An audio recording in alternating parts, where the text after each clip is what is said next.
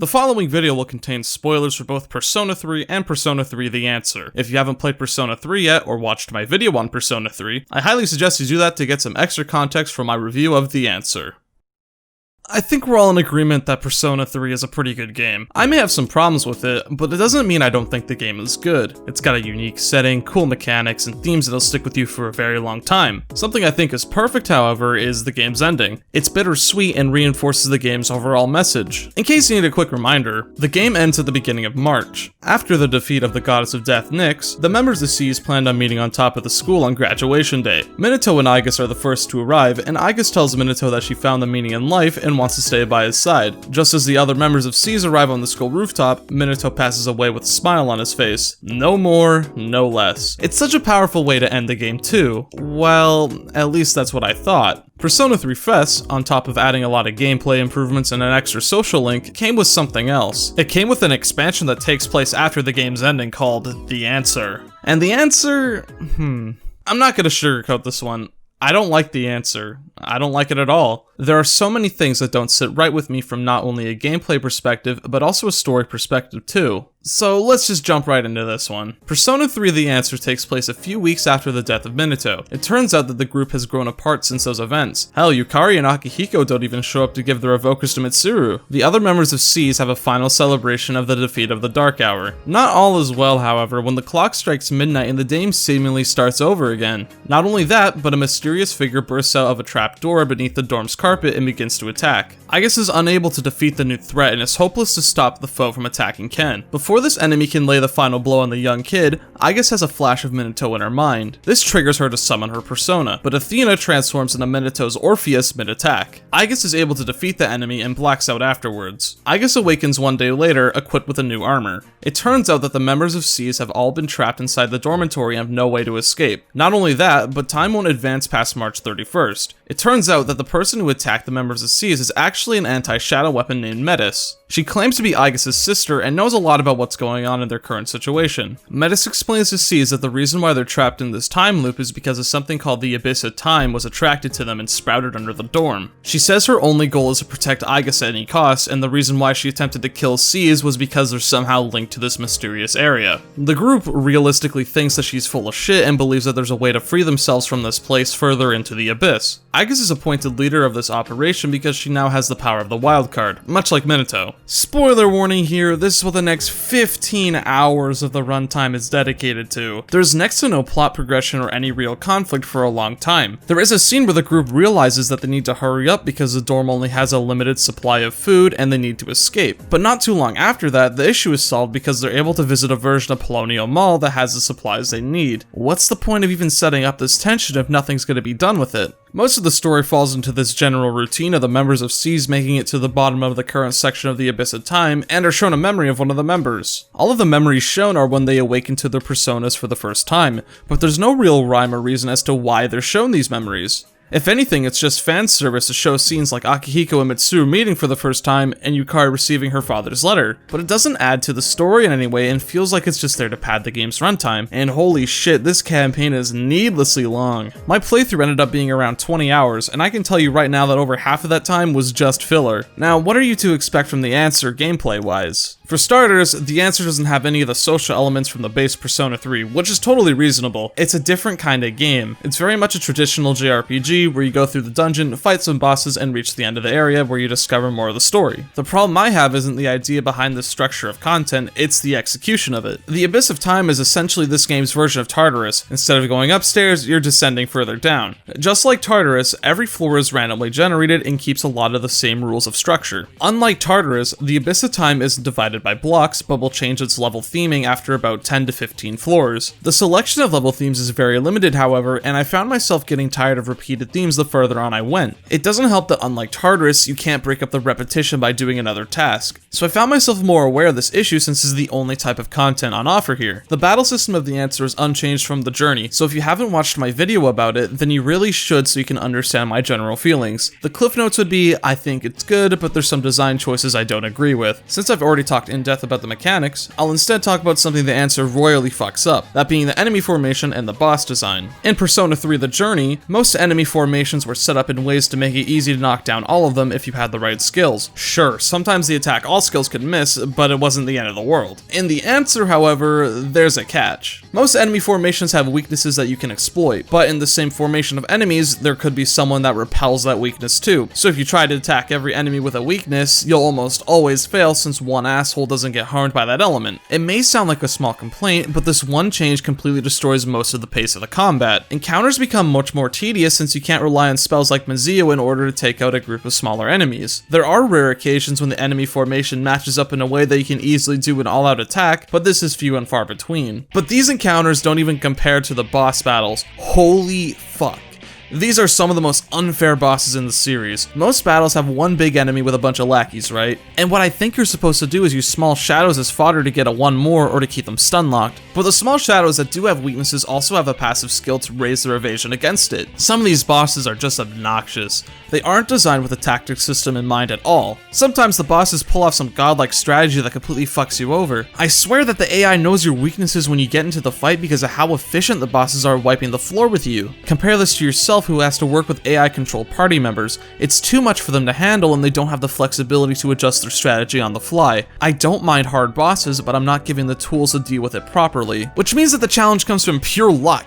Or you can grind, which is always fun. You get so little experience from most encounters that you'll most likely never be prepared for the bosses, which means I found myself reaching the bottom floor of an area, and instead of fighting a boss, I would just teleport back to the top and grind all the way down before I was even remotely prepared. Just like in the journey, you could take advantage of fusion to create new personas and change your strategy, but they somehow fucked that up too. In the answer, they removed the most useful component for no reason. The Compendium doesn't exist in the answer, which means you can't save your fused personas and buy them later if you fuse them away. There was a point when I was a high enough level to fuse the persona Odin with the skill Mind Charge. It's a really good idea to do so, but that would require me to fuse away one of my best personas, Cert. I decided to go ahead and do it since Odin was really useful in the journey and I wanted him on my team again. Later on, I got stuck on a boss battle because Odin was weak to wind skills. If this was the journey, I could just go back to the Compendium in the Velvet Room and pay the price to get Cert back into my party. To do this in the answer, I had to fuse another Cert and grind him up all the way until he learned the skill Ragnarok just so I can have him back in my party. This alone took almost an hour to do, just so I can have another strategy going into this boss fight. That is a major fucking problem. While I generally dislike the overall game design of the answer, there are still glimmers of what I liked about the journey. It's just not worth sinking hours and hours into it to get so little story progression. If the overall length of this expansion was maybe 6 or 7 hours and cut out a lot of the repetitive content, then it would flow together so much better.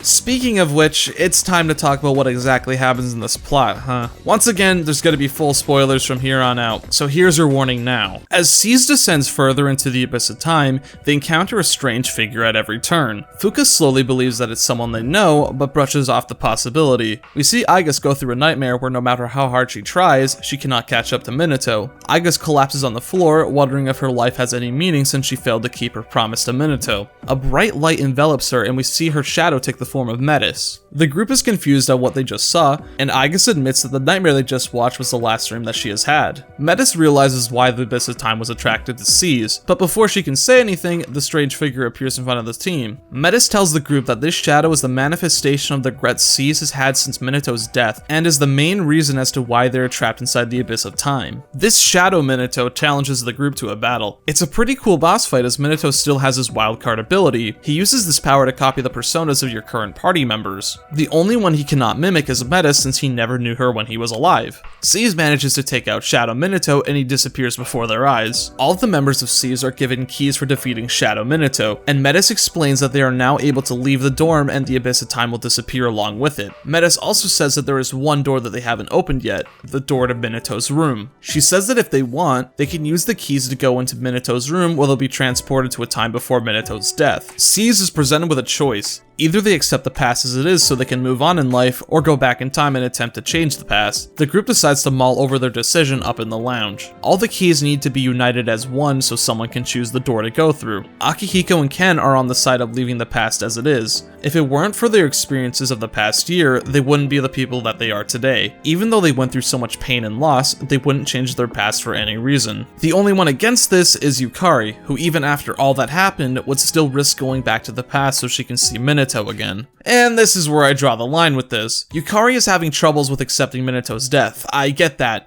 but she's willing to put the entire world at stake just so she can see him again. It's not even the fact that they don't know that he sacrificed himself to save the world. Ken literally says that's what happened moments before this. So what exactly was Yukari's plan if they did end up going to the past? She knows that Minato was the reason as to why Nyx was defeated. What was she going to do? Stop him from doing that? I get that Yukari is going through some tough times right now, but this just makes her seem stupid. Did she forget that the entire reason for facing Nyx was that they wanted to live? Wasn't the reason for keeping her memories of the past year was because she grew from those experiences? People give Yukari shit, and I certainly agree that she does deserve it, but Mitsuru also deserves her fair share of criticism, if not more than Yukari. Mitsuru encourages Yukari down this path and even sides with her decision, not because she agrees with it, but because she promised herself that she would stick by Yukari's side no matter what. You do know that this is a life or death scenario, right? The game clearly shows that this is the wrong decision and frames Yukari in an antagonistic way, but the members of SEES all end up battling in groups of 2 because of this. Yes, Aigis herself is torn up about what decision to make, but in the end, she's still in agreement with not fucking with the past. This is supposed to be an emotional moment. The members of SEES are all supposed to be fighting against each other for what they believe in, but in reality, it's more just Yukari that disagrees with the team. It should be Aigis, Junpei, Akihiko, Ken, Metis, and Koromaru that just stomps on Yukari and Mitsuru. I don't care that the teams are split up, so it's fair. This is death we're talking about here. I feel as though Yukari's selfishness here is probably the main reason as to why she has garnered such a negative opinion from fans. It feels as though someone in the writing team really wanted to have the members of SEES battle, but they couldn't figure out a way to do so without making Yukari seem like she didn't have any common sense. It's almost like the characters had to regress in terms of character development so this scenario could work. But trust me, this isn't even the worst part of the answer in my opinion. Aigis emerges the victor of this tournament and is granted the true key. Yukari, out of desperation, tries to take the key from Aigis, but Metis explains that it'll only work with Aigis because she's the one who forged it. Yukari admits that she made a promise to change the world, but realizes she cannot do it alone, which is why she tried to reverse time. Everyone consoles Yukari, and Aigis says that before they leave the Abyss of Time, they should peer into the past one more time to see the real reason as to why Minato died. By changing the door that leads to Polonia Mall, SEES is able to open a new door to the past where they witness what happened during the final battle.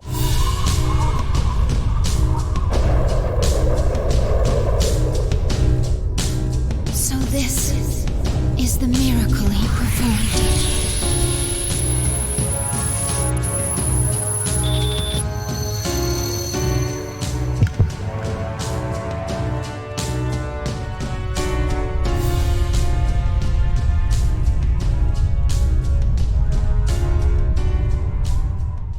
It turns out that this Great Seal is actually Minato's life essence, and it exists for the purpose of not keeping Nyx from destroying the world, but it exists to keep a creature called Erebus from reaching Nyx. Erebus is attracted to Aigis' wildcard ability and believes that if it kills her, the Great Seal will be broken. SEES, given the opportunity to face their inner regrets head-on, fights Erebus. Erebus is an alright final battle. It doesn't compare to Nyx and has too much HP in my opinion. The most interesting thing Erebus does is charge up an attack that can be interrupted if you do enough damage. SEES manages to take the demon down, but it's revealed that as long as humanity lacks the will to live through hardships, Erebus will return. But this comes with some really heavy implications that if humanity is able to regain their will to live, Minato can come back to life since he won't need to be the seal anymore. And with that, the entire ending of Persona 3 has been ruined. Much like how Chidori's revival made my opinion sour on Junpei's character arc, the idea that Minato can come back to life in any feasible way completely ruins the emotional impact of his death. His fate was supposed to enrich the game's themes, but now it feels like Atlas got cold feet last second. I'm sorry, but I don't like the direction that they took with this and how they wanted to tell this story. Having a story about how the members of SEES would deal with the death of one of their closest companions is a great idea. It was even a possibility that Aigis had to consider in her own social link. The idea of a character dying is that their story ends there, and when your story's main theme is how death is the ultimate motivator in life, having someone who can defy that message makes it seem much weaker than it is. This isn't even treated as some impossible task they can't accomplish because by the end of the game, that's their plan. Seize is even optimistic that it's something that they can do. And changing the hearts of society isn't exactly out of the realm of possibility with this series. It just really bums me out to see that with every remake or re-release Persona 3 gets, Atlus pulls further and further away from the game's overall theme. Stuff like Chidori coming back, Shinji not dying, and even Minato getting a get-out-of-jail-free card from his fate all makes me less enthusiastic about the story they're trying to tell. Sometimes, stories don't need a happy ending and they should be left how they are. I know that this was a bit of a rant, but that's just how I feel about this scenario.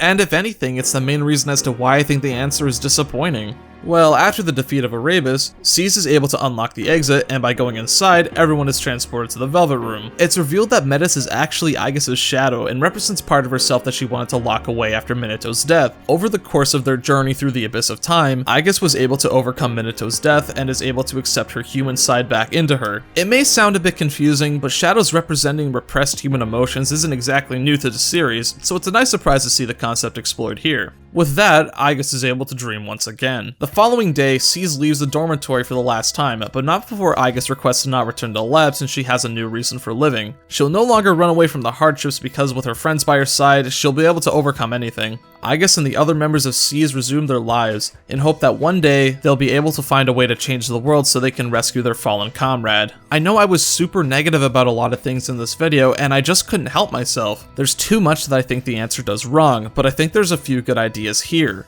I like the idea of a story focusing on what the members of Seize thought about the death of Minato. I like the idea that they have to struggle with inner conflict and eventually overcome it because of the bonds they share. I didn't mention it, but I think the soundtrack is really good. The fact that the battle theme is essentially a second verse to the Journey's battle theme is super clever, but I dislike how the answer represents these characters. I think that the content on offer isn't polished enough or paced well enough for a 20-hour investment. I don't like how character development has to be ignored just for the sake of getting cheap drama out of it, and I dislike what the story does to the ending I think so highly of. I'm not saying that Persona 3 The Answer ruins Persona 3 as a whole. I'd have to be so fucking stupid to think that it does. Persona 3 is still a really good game that has a lot of things to offer. For better or for worse is up to you to decide. You can just play the journey and completely ignore the answer. Hell, that's what I did for a long time. I'm the kind of person that can look at a story in its own vacuum and judge it how it is. For me, the story of Persona 3 ended with Minato passing away on graduation day with his friends by his side, and hopefully, in the future, it stays that way.